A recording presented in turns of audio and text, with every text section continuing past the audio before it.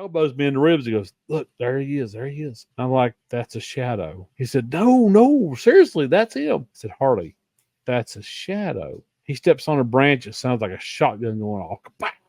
And the shadow leans out. In this episode of the Caffeinated Cryptid podcast, we're going to North Carolina to discuss, you guessed it, Bigfoot. But while we're in the Tar Heel state, let's dive into an animal that's perhaps just as rare, the critically endangered red wolf. According to the North Carolina Wildlife Federation, red wolves used to have a range all over the southeast, including Texas and going all the way up to Pennsylvania. However, today they're on the critically endangered species list with under 30 red wolves left in the wild. And while I've never actually seen one of these canids with my own eyes, last year I did have the privilege of taking an in-depth kayak tour on their home turf, the Alligator River National Wildlife Refuge in eastern North Carolina, located right before you start crossing the bridges into the Outer Banks. Very pretty scenery, and I highly recommend anyone going to the Outer Banks book a kayak tour. You won't be disappointed, and you might even see an alligator up close. Driving to and from the area, there are several signs instructing motorists to be mindful of red wolves as to avoid hitting them with your car. Unfortunately, vehicle collisions are listed as one of the major factors in the decline of the species. Other factors include gunshots and interbreeding with coyotes. These wolves look so much like coyotes that it's no wonder a farmer or hunter would have haphazardly taken one thinking they were doing a good thing, only to be mistakenly removing a very rare animal from the wild. There is good news, however. The NCFW states there are over 250 red wolves in captivity. You can even watch a live webcam into the red wolf enclosure in Columbia, North Carolina. On this webcam, you can watch two 5-year-old males going about their daily lives. But hurry, they are very near being eligible for release back into the wild. And of course, I'll put the link to that webcam in the description. Check out the North Carolina Wildlife Federation's Red Wolf website, as well as Aspen's account from Tik Tok for tons of red wolf information. Aspen has some amazing footage and information that I highly recommend everyone check out. Links to these resources are, of course, also in the description of this video and podcast episode. Today's guest is also from North Carolina, Mr. George Lunsford, a cryptozoologist with some amazing encounter stories, as well as a near-death experience story that will blow your socks off. This is, of course, the Caffeinated Cryptid podcast, and I am your host, Bobby Dizzle. All ways to watch, listen, and follow this podcast are listed in the description, as well as bobbydizzle.com.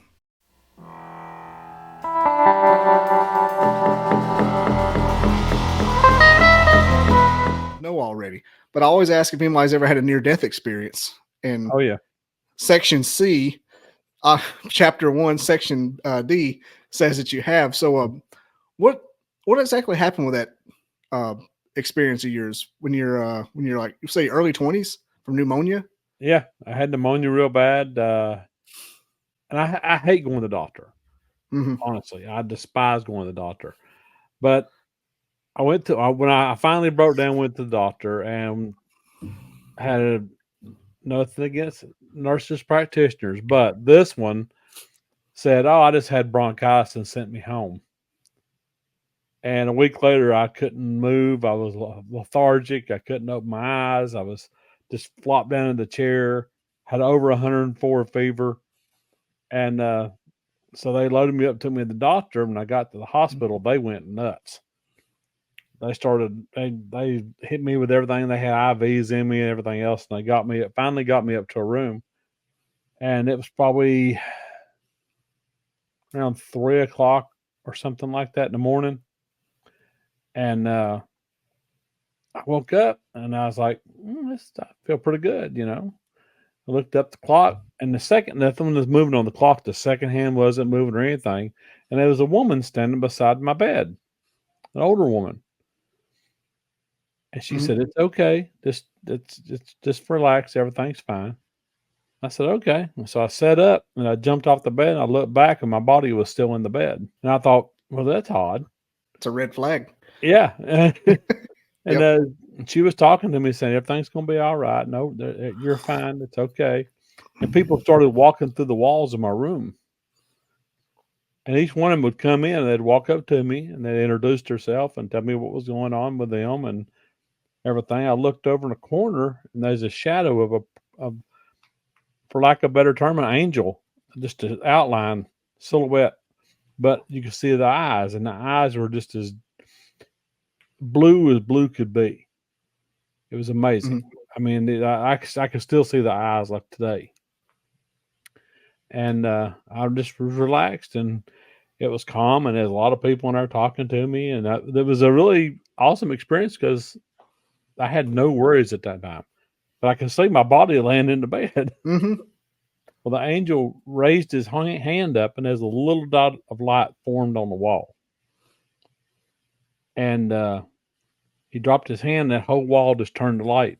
But it was a brilliant light, but it didn't hurt your eyes to look at it. And it cast no reflection. And the people started telling me about and walking into this light, and they just disappeared. And it was only me and the lady there, and I said, well, I guess it's my turn. I went to walk, and she grabbed me. She said, no, honey, it ain't your turn. She said, go back to bed and lay down and rest, and everything's going to be just fine. I was like, well, okay. I sat down on the bed, and I went to lay down, and she walked over to the light. She turned around and waved at me, and I waved back, and she walked in the light, and I just laid down and closed my eyes. And all of a sudden, there was alarms going off, and people come running in my room, and I just opened my eyes and was looking at everybody. And one of the nurses run over to me, and I said, what are you doing? And everybody just stopped dead.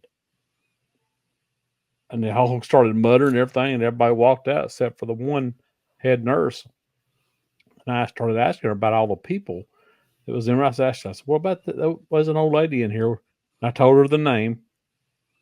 And she just, all the color just left her face. And she said, she died in this room before you got here. Like that day? The day before. Oh. So when the AOD came in, opened up the portal, like all the people were kind of in a queue, and they went with you, went with her, and so she's like, "Yeah, you got to stay." Yeah. So it was makes you wonder if they do like kind of a FedEx thing where everybody goes to one hub and then comes back. I don't know. Yeah, it was kind of odd, but it's comforting. Kind of odd, he says. Yeah. Well, for me, that's about as odd. It's just kind of odd for my life. So, Well, that was awkward. You're gonna step in. No. Ooh, this is tough. Not quite your time, bro. Everybody else got a free T-shirt. You're just like, oh man. Here's a hat. Go sit down. I gotta go back to feeling pain again. Yeah, I thought that kind of stunk. How did it? And you said she spoke to you. How did the accent sound or the language? Oh, they just English, just like anybody else. They were everybody that was in that room had died in the hospital, and they were all from right around this area. So I mean, the angel of death. I mean, she spoke, or did you say it was a she? No, the angel never spoke. Oh, okay, that's what I was thinking. No, the angel just stood there and he raised his hand, dropped his hand, and then when everybody went in, he disappeared. Who told you it wasn't your time? It was the lady. Yeah, was in the okay. That's the older lady that was there. She was just a sweet, little bee thing. Yeah, so she's from close to where we are in the South. So she was sounding like her grandma. Sounded like her grandma. Yep. Not your time, honey. Have some cookies. Where'd you get cookies? Well, she's dead, so she's holding a cast iron without an oven mitt. Yep, that's it. He's holding the Here's some cornbread. And we had some cornbread today. It was amazing. Oh, don't rub it in. I love cornbread. My cousin went vegan just for, I don't know why, but so my aunt started making this vegan cornbread for a while. And we finally just like, hey, quit making the vegan cornbread. it's trash. And my cousin's like, I don't really eat it anymore anyway. She went back to the original recipe. You know what I'm talking about? With the where you heat the skillet up and drip a little bit into it to make sure it's hot enough. And that recipe, oh yeah. It's back, baby. I love that stuff. Well, I am by no means vegan, but my wife makes a vegan chocolate cake. Well, yeah. It'll make your tongue beat a hole in your brain. It's moist, isn't it? Oh, it's fantastic. Yeah. That's the thing vegan food does good is the sweets. Because I don't know how the egg I think it's the egg substitute because I think it's creamier because it has to overcompensate for the fact that it's not an egg. So I think it kind of goes harder in the paint. That's crazy. Flaxseed and hot water, she said. What did she say? That's what the substitute for egg is: a flaxseed and hot water. Yeah, you can also use applesauce. I went down a rabbit hole of egg substitutes for a while. Ah, I got you. Just because you can do when you make keto food, you do that too. A substitute for this, substitute for that. Oh yeah.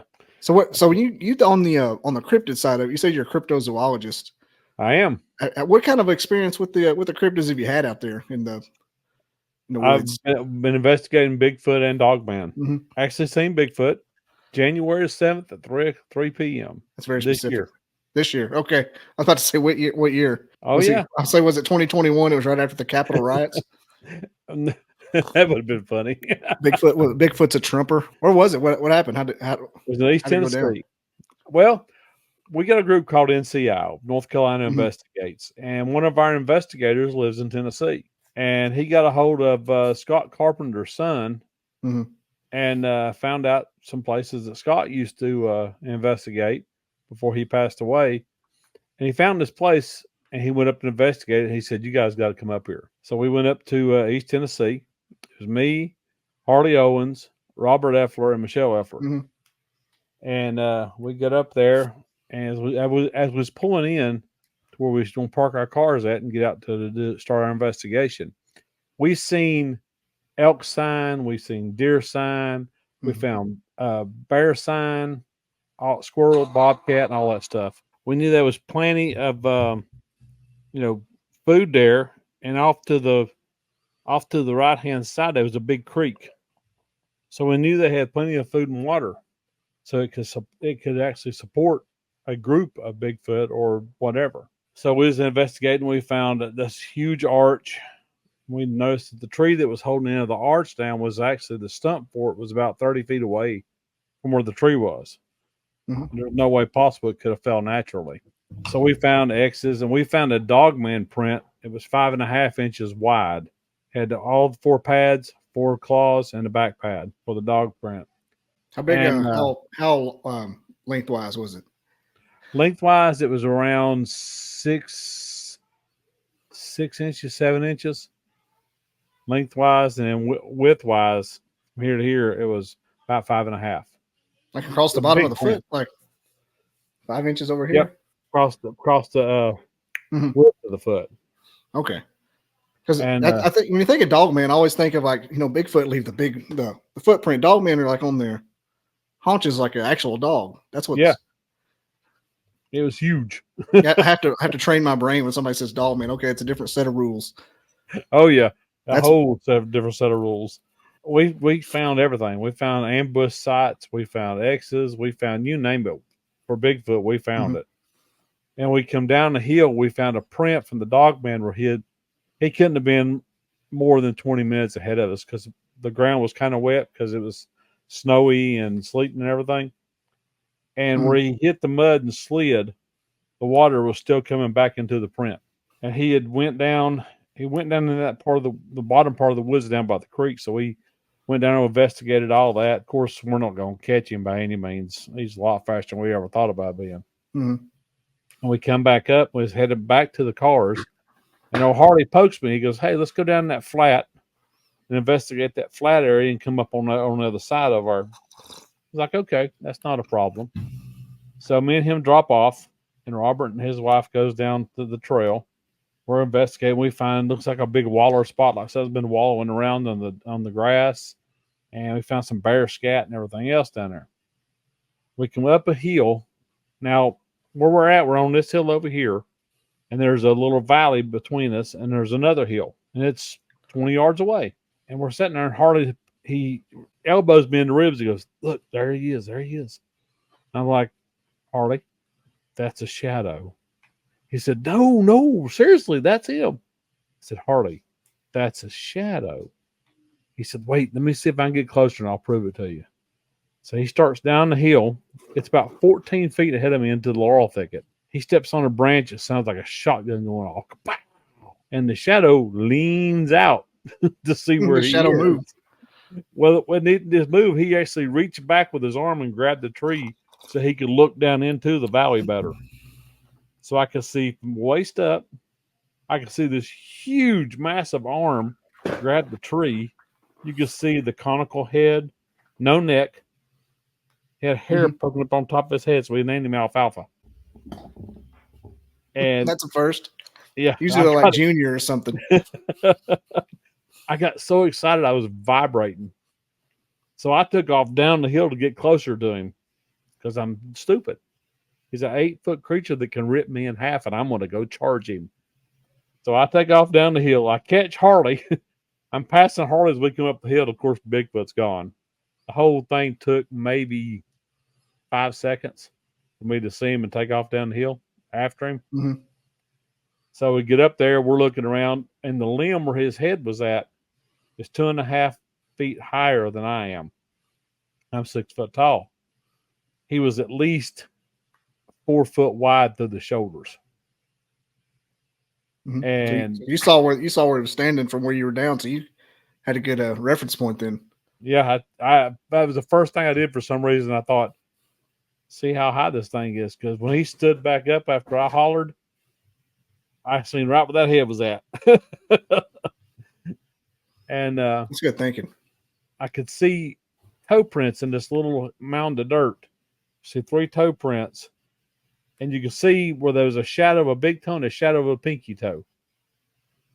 And he had the perfect place to hide. Where he was at was on top of a hill, and he had a tree other than laurel thicket, and the backside was laurel thickets. So there was no way to get on top of him without him knowing it. And he had 20 feet, I should say, down top of that hill that he could drop off either left or right.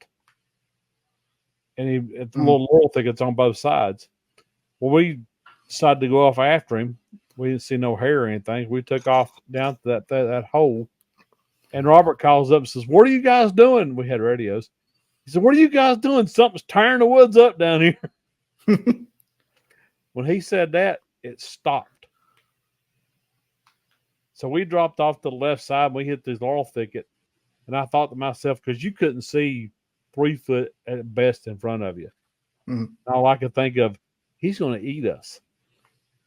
Because there's nothing we can do. Nope. We came through the laurel thicket, popped up the other side, got off on the road, the trail, the road, and headed down there towards Robert. And by then, he'd already circled back behind us and went behind the hill, so we couldn't see him anymore. You still hear him? We could hear little bits of movement, but that was it. He didn't do much after we started chasing him. Yeah, that you hear stories like that about their speed and running away, and just crashing down trees as they go. And what did you say? What time of day it was? Around 3 p.m. in the afternoon. Yeah. So it wasn't getting dark. It wasn't getting dark yet. No. Yeah. But it was amazing. It was definitely an experience I won't forget. When he leaned out, it just stood out. I mean, it was like you had a bright light on him. I couldn't see his face, though, because it was black as well as his fur was black, or hair was black. But he was, I was amazed that he disappeared on that hill faster than I could get down that thing and back up. And I was so excited I could have threaded a sewing machine while it was running. That's why I drink coffee, so I can thread sewing machines while they're running. When it comes to these creatures, are you flesh and blood 100%, or you allow for any woo-woo? Well, I can only testify to what I've seen and what I've researched. There you go. That's the answer I was looking for. Yeah, I don't know. Nobody. There is no such thing as an expert when it comes to these things. So it could be anything from just a normal creature to a dimensional creature to alien bodyguards, for all we know. I don't know. There sure are some stories out there, though, and people, seeing orbs and hearing footprints at the same time. I've seen orbs, but not with Bigfoot. Yeah. Well, I mean, here, I was going to explain this weekend. I was drinking some beer and I wanted to talk about it, but I never got a chance to hold the talking stick. And so I just kept my mouth shut. And they were trying to disseminate what orbs were.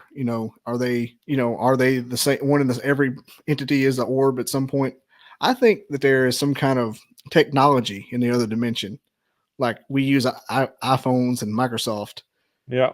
And I think that orbs are like a vessel that you can use to get to this dimension from there. That's an interesting concept. Yeah, I think it's, for lack of a better term, technology. We see it as, a ghost or something floating, but they use it, and that's what they manifest in, and then they come to us. That's interesting. But it seems like all three of the big three, the ghosts, the aliens, the cryptids, they all have orbs in some form or fashion. That makes you wonder if they can. Yeah, I'm gonna hop an orb to the third dimension real quick. Be back tonight, honey. grabs his briefcase. It's what I think about. Like it all, if it's all about the same thing. What if they're drones? That's that too. That would be interesting. I think the Tic Tac object's a drone. I think it's one of I think it ours is too. we reverse engineered. I don't know if I don't think it's ours, but I think it's a drone. I think it's what they use to check us out. I kind I don't of think wishful thinking. I don't think America or anybody's smart enough to make a drone like that. Sorry. It'd be. I mean, it does the. If something was in it and it wasn't using some kind of wormhole technology, Yeah. if somebody was in that and they weren't using that, they'd be smushed to ribbons. Yeah. They'd look like Jello. Yep.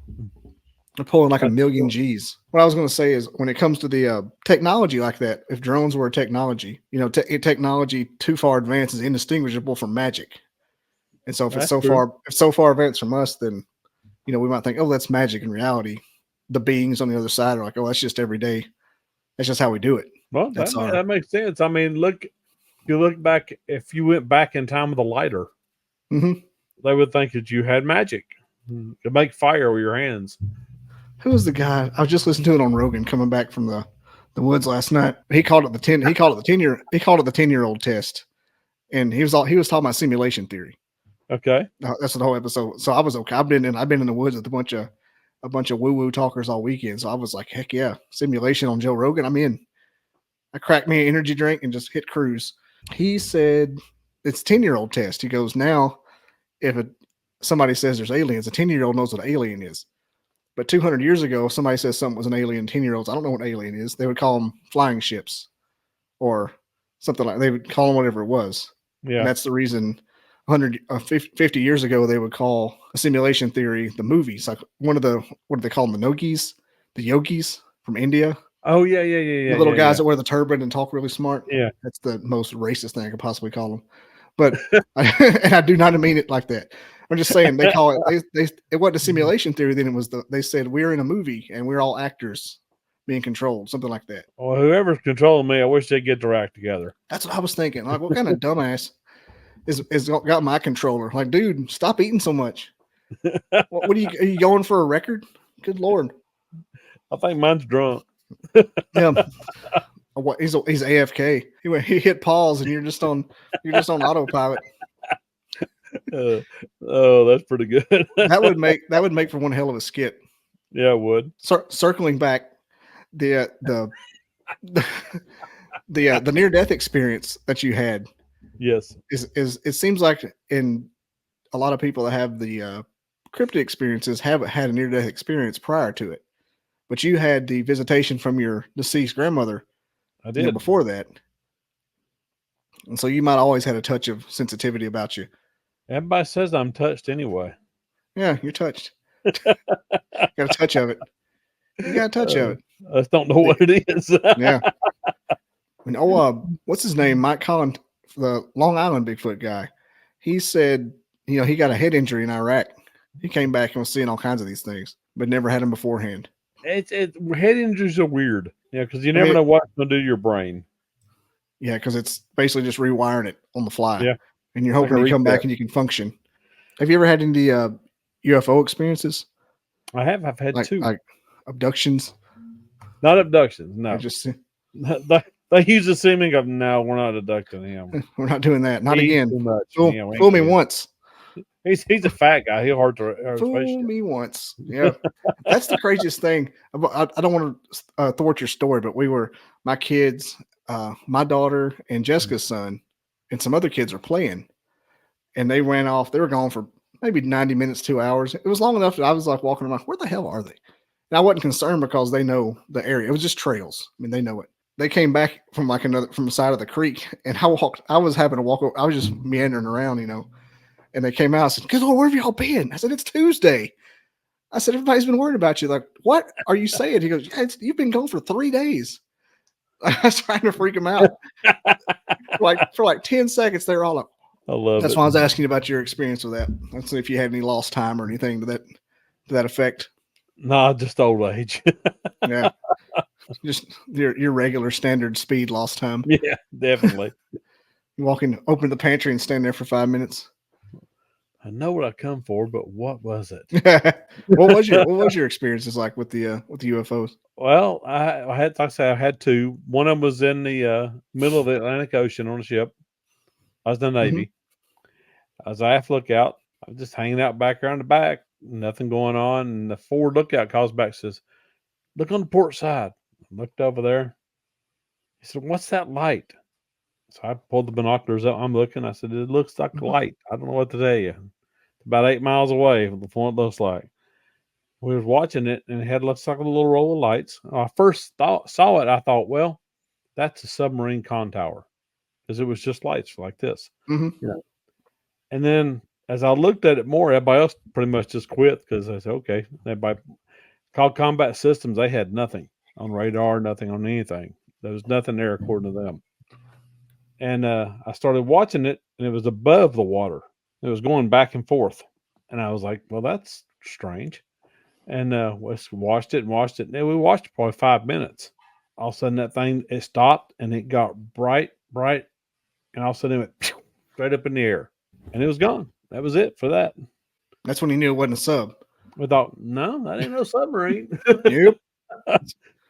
And back then, you didn't really talk about it. I mean, it was like, oh, okay, just let it go. If you want to talk to say anything to anybody, because they'll brand you as some kind of weirdo, and you're screwed Hmm. in the military then.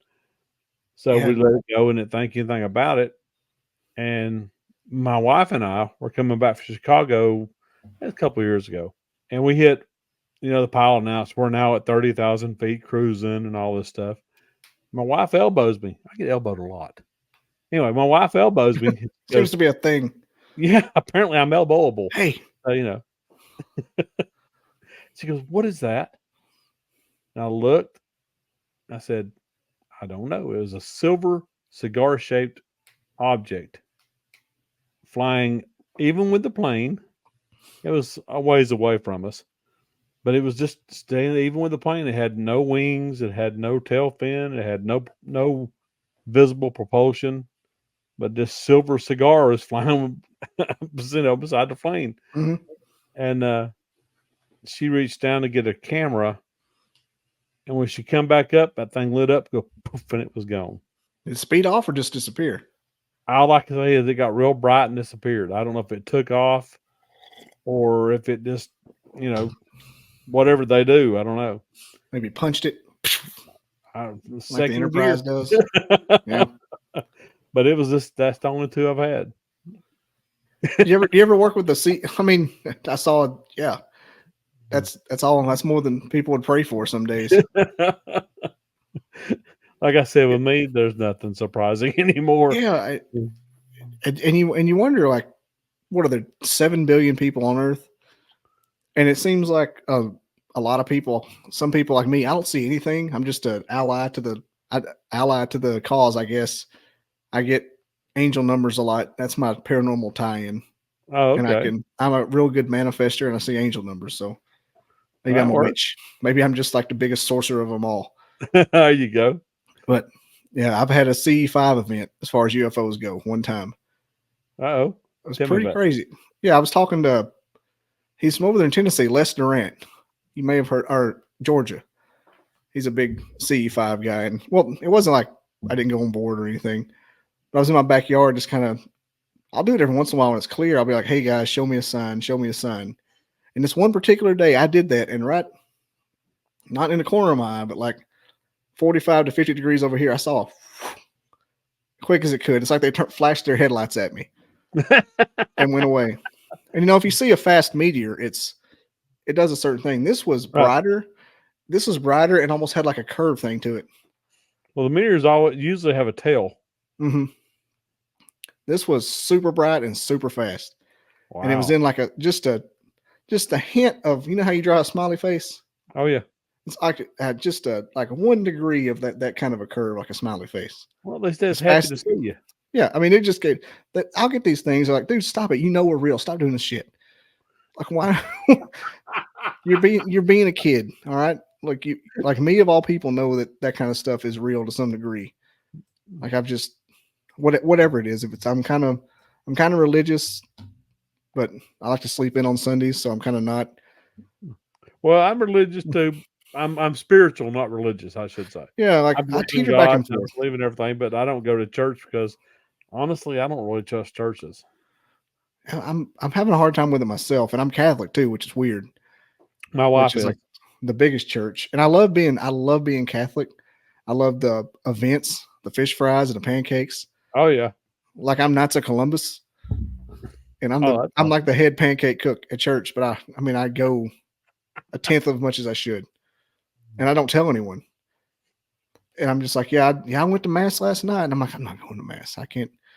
Maybe I should, but I probably got not to be humble or anything, but I probably got more faith that the thing is real than most of the people that go into that church. Oh yeah. Yeah, I know not I to do.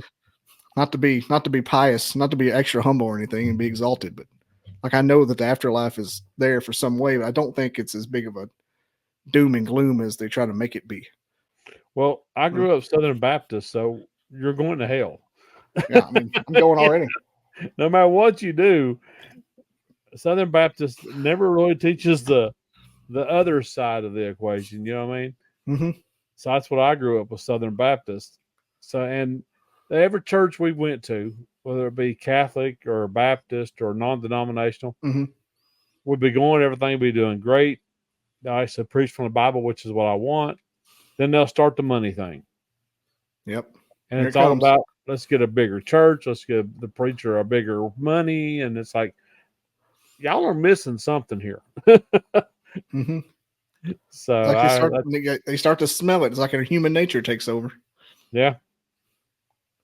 And everybody, yeah, they always quote the Bible so wrong on that part too.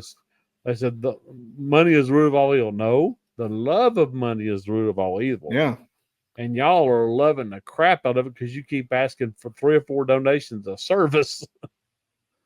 yeah. They have the Catholic Charity Day once Mm-hmm. a year. And imagine if that was your first day, like you all of a sudden you're out of the clink, you're dried up, and your first day going to a church is Charity Sunday. Come on, that would just it don't sit right with me. No, me either. Like That's I why I know have there's this a part time. time and a place for the offering, but just the way they do it sometimes, like man, this is not tasteful. Yeah, I agree 100%. That I Like you do. need churches need money to operate. Uh, they're gonna like it's a business. It's a business for all intents and purposes. You have to run it. Yep. You can't just have a brick building in a middle of a city and not have to need money to keep it up. True. Real estate, but don't put envelopes at my table every at my I, pew. if you just put the envelopes, I'd be fine with that. But the last one we went to, the only thing they worried about was adding on to the church. Everything was adding on a coffee shop to the church, The coffee. adding on more building to the church. I'm like, this. Why do you need a Starbucks? I mean, it just. And they always push. Then they started. The preacher said, "They get this." Preacher said, "Well, I donate 15%." I'm like, "You're paying yourself." The preacher donates 50% to the church. Bet you Like, get it no, back. exactly. It's like you ain't donating crap. You're getting paid for what you're donating in. Now, do they live there too? Yeah, the church paid. I think the church paid for their house and everything. Yeah, I was going to say 15% is easy when you don't have a mortgage. Yeah, so I don't know what I don't get it, but it's not up to me. No, I think if you're intense there, it's fine. I think intent with the whatever is on the other side is a big. I think that's the reason Yeah, the Buddhists aren't going to hell. The nobody's going to hell with the intent. well, I've been saved. I've been baptized and all that stuff, so I think I'm good as long as I Yeah, keep my prayers up at night. I should be good. I never know what to do. I'm like, what? I can't get on me, man. I got to work 40 hours a week and go to church at 7 in the morning. No. That's not resting. The day of rest. I'm up at 9. You to sleep an hour in for this. Oh Lord. There's a fellow on TikTok that does all the history. There's two of them. There's probably thousands on TikTok that do like the history of the old gods and the history of the translations of the New Old Testament Yeah. and about how it used to meant there were more than one God back in the day. And you start getting into that, it really makes you question like how much of this is changed by the Council of Nicaea. Well, I mean, they took almost 100 books out of the Bible, then they let Yeah. a few of them come back in with the apocryphy. I used to do the Mhm. history of the Bible and everything a lot. Yeah, So, it'll and they ruin you a hid little them. bit. Yeah. Well, a lot of this, and the translations. It's in Greek. It's in what is it? Latin, Greek, and Hebrew. Hmm. And they still haven't even found all the stuff from the Dead Sea Scrolls. They still hadn't found all that stuff yet. When And I the was Book of working Enoch. for, huh? The Book of I love Enoch. the Book of Enoch. That's a wild Hmm. read right there. Yeah. That's like reading Jewish mysticism. And who knows how much of that is not? I mean, how much of our religions are mysticism Yeah. and sorcery, and I tend to think there's something pulling the strings on the other side. Oh yeah. No matter, I don't know if it's like a AI or just some kind of pendulum that swings one way no matter what. I don't know, but there's spirits and something over there. You mean you saw them? Oh yeah. You, you, saw, Seen a lot of ghosts. you I saw like the angel of death. I did, and I used to see ghosts used to pop up in my car as I'm driving. If Mm-mm. I went by You where can't there do was a that. wreck within the last few months or so, the person would pop up in my car and talk to me. Really? Oh yeah, Will they tell you what happened? Like, yeah. They'd ask me, what should I do? And I told them, I said, it's okay, just cross on over and things should be better. that's a But hell of a I've cross to had bear there. What I should I had do? Man, hell I no. had ghosts flipping me off down here below my house. He'd laugh and flip me off. He's an old black man. And when I first started seeing the ghosts and stuff, it was big time after I had my near death, and I seen ghosts everywhere, and they talked to me and they bugged me. But I have a graveyard here below my house. I'd come across right before I get to the bridge. I look down in the corner. There's an old black man in that corner, you could see he was translucent, so you knew he wasn't real. Hmm. But he would laugh like everything and flip me off as I went to the bridge. He did it for like 2 years, maybe 3 years. I don't even remember now. But I finally went down to the gravesite and I got the name and I started asking around about him from the people at that church. And they said he was a character. He was a jokester. He loved When he was joking alive. When he around. was alive. Yeah. He said he loved to flip people off and laugh at them. And they'd sit on the porch and flip them off and laugh. And once I started talking to him, he quit doing it. He just laughed. He didn't flip me off anymore. Did you preface your investigations with them with you saw him, or did you just kind of start asking around like, hey, what's this I just about? asked about him. I didn't really tell him I saw him because people don't like that for Well, some reason, that's what I was going to say. It's especially older people. They don't get a kick out of anybody seen an old black man flipping off cars? that. What? That would have really freaked him out. If you'd have led with that. They may have done an exorcism on me if I'd said that. What was his name? You remember? I don't remember. I have a terrible memory, so That'd be kind I of can cool. still see his face and I can still hear him laughing every now and then in my head. And you went to his. Did you find his actual grave? Yeah, Man, he was right there where he was standing every time. He was actually standing on top of his grave, right by their headstone. What did he just stop? You think he crossed over, or did you cross him over? Well, I started losing. I didn't really see that much anymore. I still get feelings, but I don't actually see them as Also, much this was when it anymore. was fresh, when the wound Yeah, was still fresh. yeah, yeah, big time. Mm-hmm. My wife and I were sitting here, and our Ring camera went off. It was out there by the door, and we have a long porch. It's about porch is probably 300 square feet. It's packed full of crap right now. But anyway, this ghost come out of the side of the house to the Ring, and it set the Ring camera off. So we popped it on, and it had been recording, and we watched the recording, and the ghost come out, had a full body apparition. It stopped right in front of the camera, turned its head and looked at the camera, turned back, and then walked straight off the end of the porch and disappeared. We ain't seen him since. Looked at the camera. Yeah, It was Walking weird. Dead style. It's like, hey, I'm leaving now. Y'all have a good one. It was a guy, a man. Yeah. I think it was the guy that sold us the property when I was young. Mm-hmm. His name was Mr. Crook. He was a great old guy. He was hilarious. And that would be something what he would do just to mess with you. Look at the camera before he walked off the porch. You didn't recognize him when it happened? No, it was just smoke. Oh, okay. So yeah, just But it had a human shape, but it was just smoke looking. the what did I say? The shadow person is like your basic package when you're dead, and you can't do anything else. You become a shadow person. Oh, I hope not. I hate shadow people. Yeah, I think I saw one Friday night. By the way, Uh-oh. I think I did, and Did you get I that thought feeling? well, I was looking off into the trees, and somebody was mentioning them. And about that time, I looked and I saw like a blob, kind of like you're looking at a lava lamp. I saw like a blob out just do like this and go over here. I said, so I think when you said that, I literally think I just saw something like a blob of something black out there in the woods. And, you know, it wasn't a Bigfoot or anything. I mean, it might've been my eyes because it was getting dusky dark, but Yeah. like something appeared for a couple of seconds. I was like, man, couldn't recreate it. I think I tried really hard to do it. Like I started pushing on my eyes and trying to make things happen.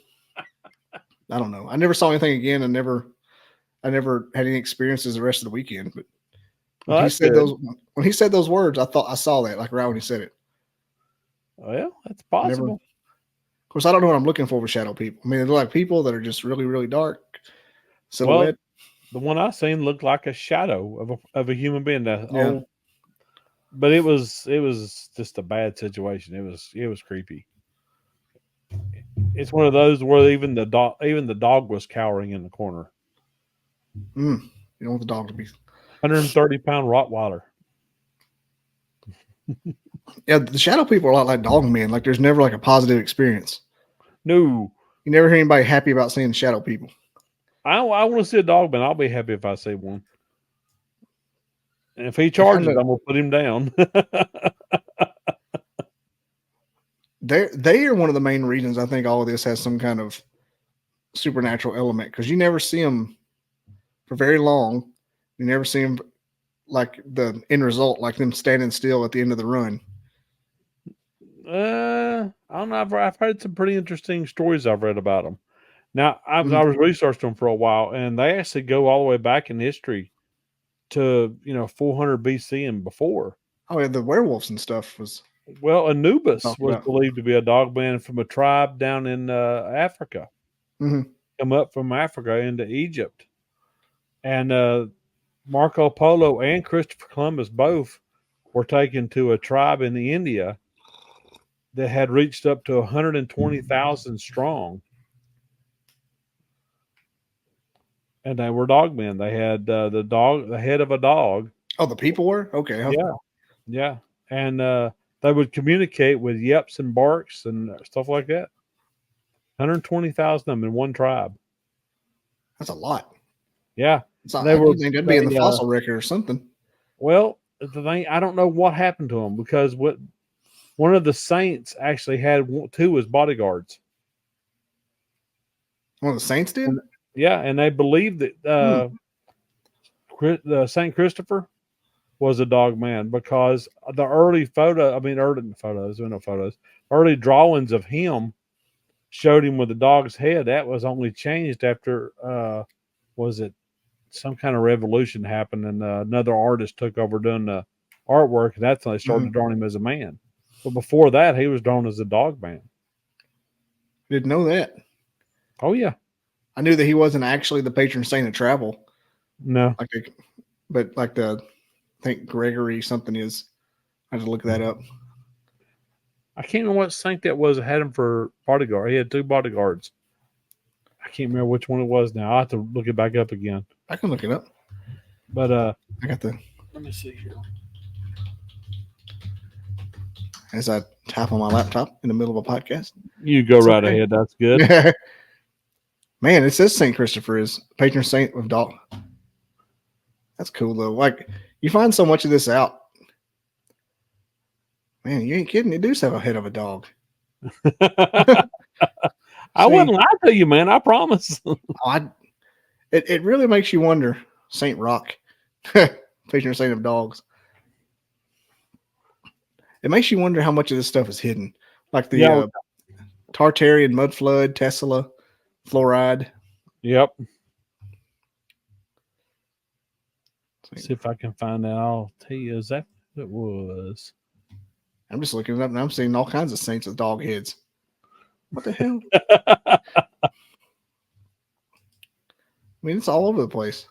Oh yeah, there's tons of information out there now. I just wonder where the dog men go. Like, do they change back into something else? I mean, are shapeshifters? You never find like their lair. I don't know. They don't find Bigfoot's lair either, though. Nope. I think the same thing about Bigfoot too. Sometimes, like, where do they go? The caves. I think they go to the caves. I think that's what happened was the giants when we turned into the caves, and that's what turned into your Bigfoot now. Was the original giants, not the original ones, but not the Nephilim, but the ones ascended from the Nephilim. The one that mixed with angels. Yeah, the one mixed with humans. Yeah, the angels mix with humans. Yep, the angels mix with the humans and become the Nephilim. Look up. It's called what is it? CYNOCEPHALI. That's a tribe. Yeah. Cynocephali. Yep, that was that tribe in India. Yeah. And I said they talked. Christopher Columbus and Marco Polo both talked about them.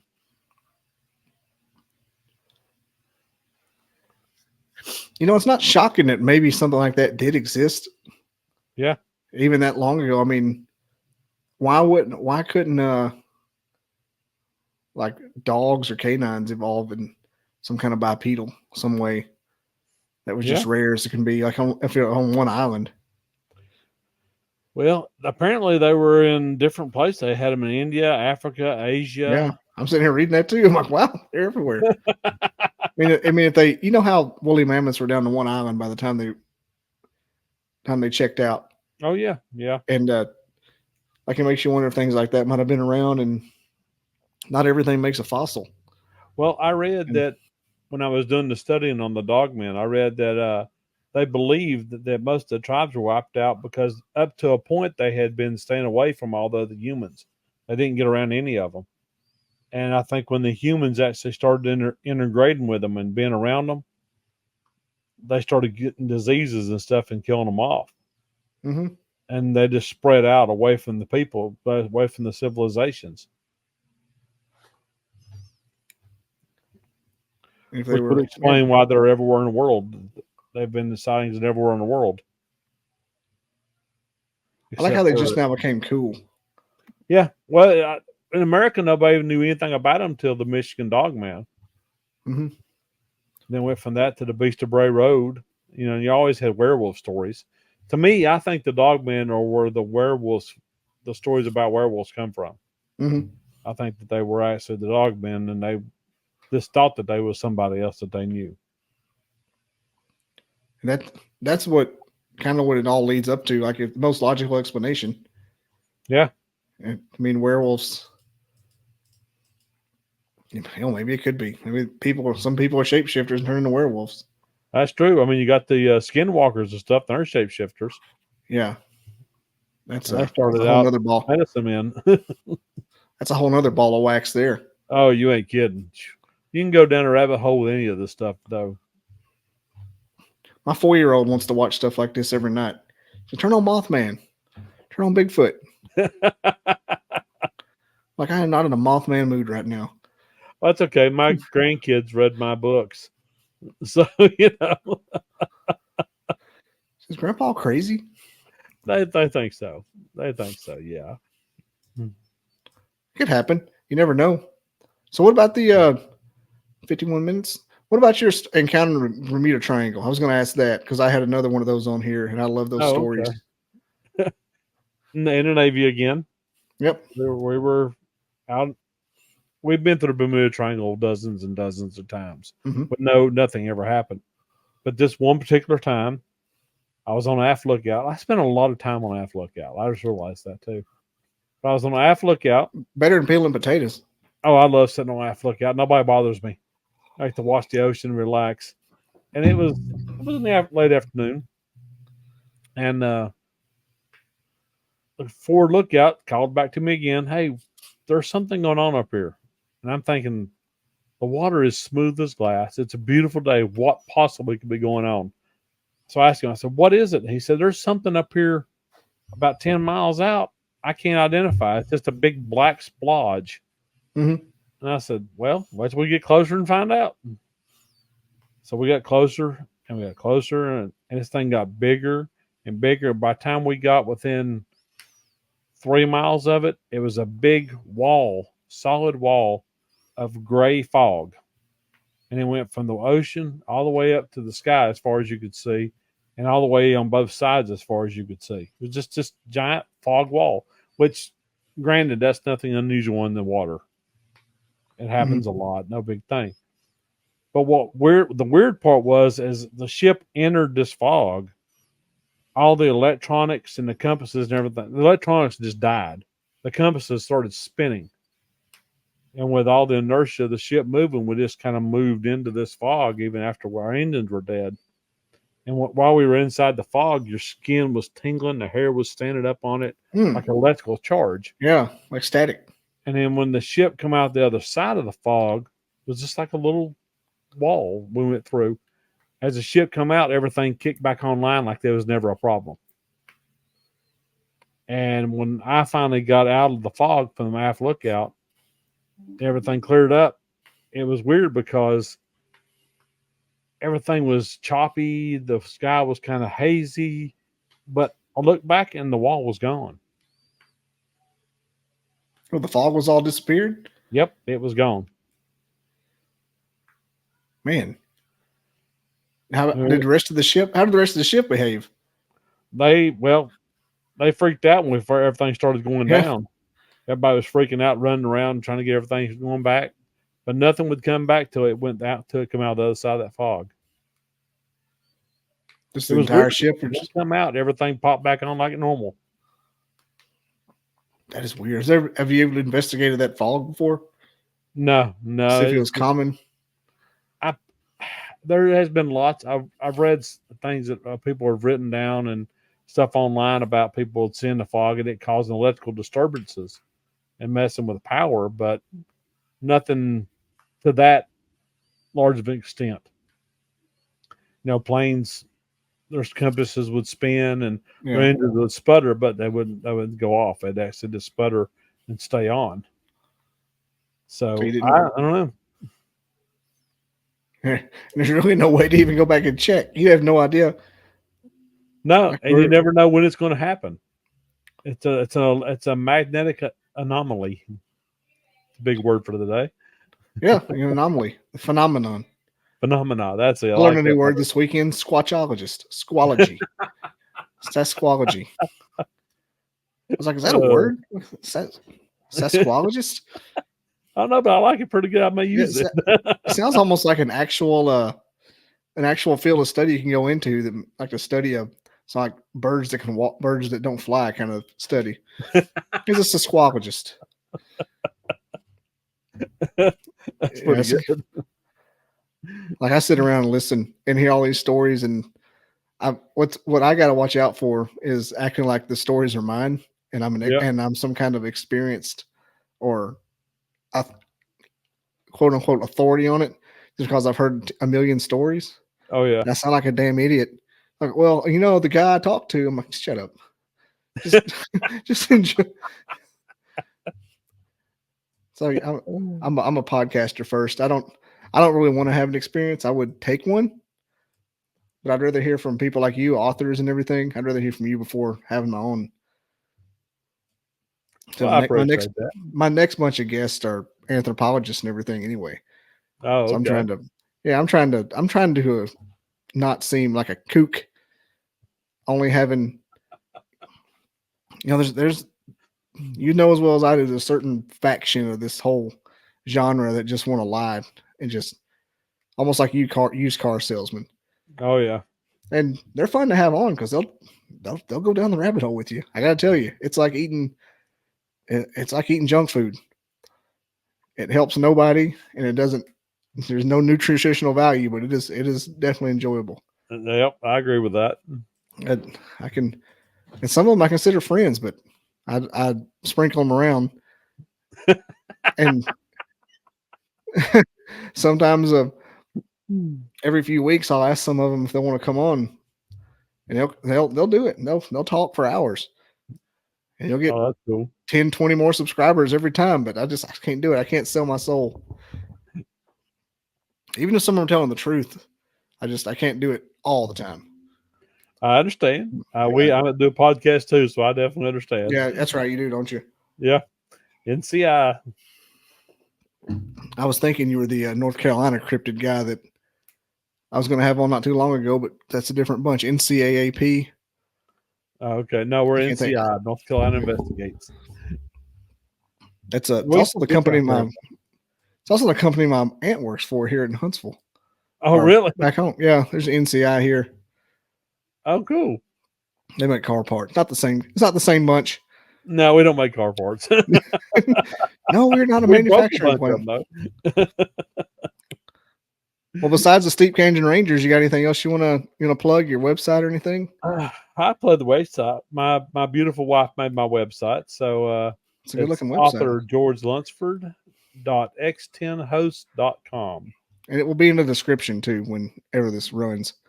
I appreciate that. Yeah, I'm looking at it right now, so I'm just going through. I'd have more notes, but I've been going all weekend, so I'm just kind of. Hey, and you're easy enough. Man. You're easy enough to talk to, so I'm like, yeah, I'm just gonna look at this. Look at this as we go. That's good. The 30 minutes on why the church was lying to us was. I'm sure. You gotta keep things going. You know what I mean? You gotta keep it lively. Well, first time I talked to Daniel Benoit, I don't think we talked about anything that was related to the subject matter.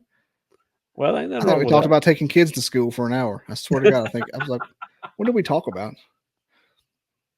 Ain't nothing wrong with that. Yeah, it's the fun part about these. I don't like if you can get off on some kind of crazy rabbit hole. Like one guy, you may run into him. His name's Roger Williams. You may have already known him. Squatch and Holler.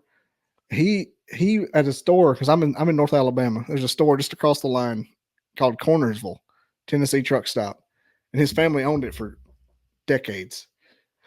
And he would meet all manner of celebrity. And one day he cussed out Ray Stevens.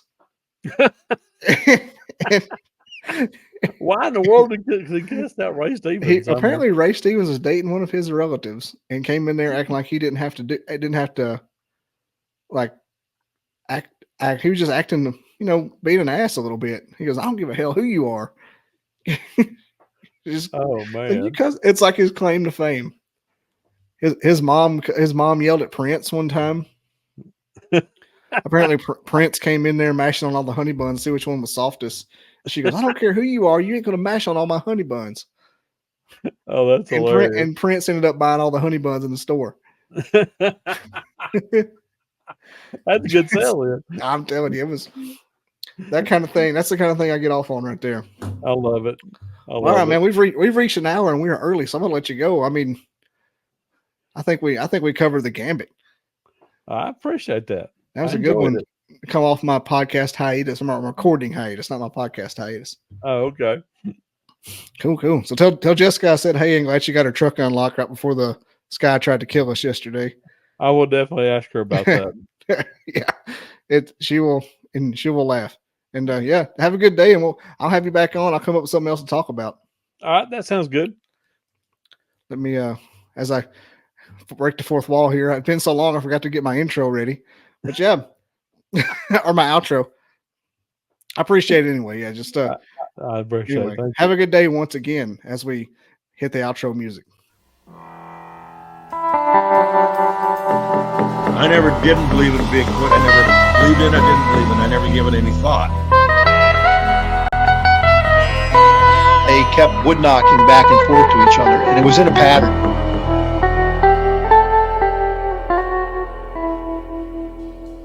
Barn owls don't typically throw rocks. I come across these tracks. Sasquatch is still not on my mind.